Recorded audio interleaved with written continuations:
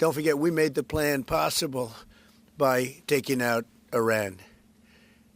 And speaking of Iran, I hope they're not trying to build up again, because if they are, we're going to have no choice but very quickly to eradicate that buildup. So I hope Iran is not trying to build up, as I've been reading that they're building up weapons and other things. And if they are, they're not using the sites that we obliterated, but they're using possibly different sites. We know exactly where they're going, what they're doing, and I hope they're not doing it, because we don't want to waste the fuel on a B-2. It's a 37-hour trip both ways.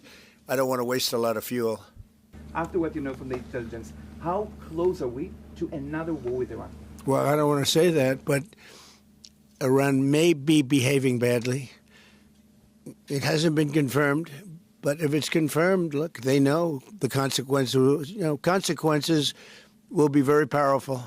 Mr. President, is the United States currently open to engaging in bilateral discussions with Tehran? We're hearing reports from numerous countries that there may be some discussions. Is that something you would support, or something that is happening? I would. You would support that? I would, yes. Right now. Thank you.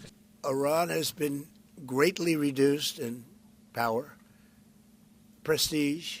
I don't want to use the word humiliation, because, they're trying to build up again. But we can't let them build up, because if they build up, there can't be peace. The Lebanese government, so what we saw, is not meeting the terms of the ceasefire agreement, has failed to disarm Hezbollah, actually. In your view, should Israel strike the terrorist organization again? Well, we're going to see about that. We'll see about it. The Lebanese government is at a little bit of a disadvantage, if you think of it, with Hezbollah. But Hezbollah has been behaving badly. So we'll see what happens.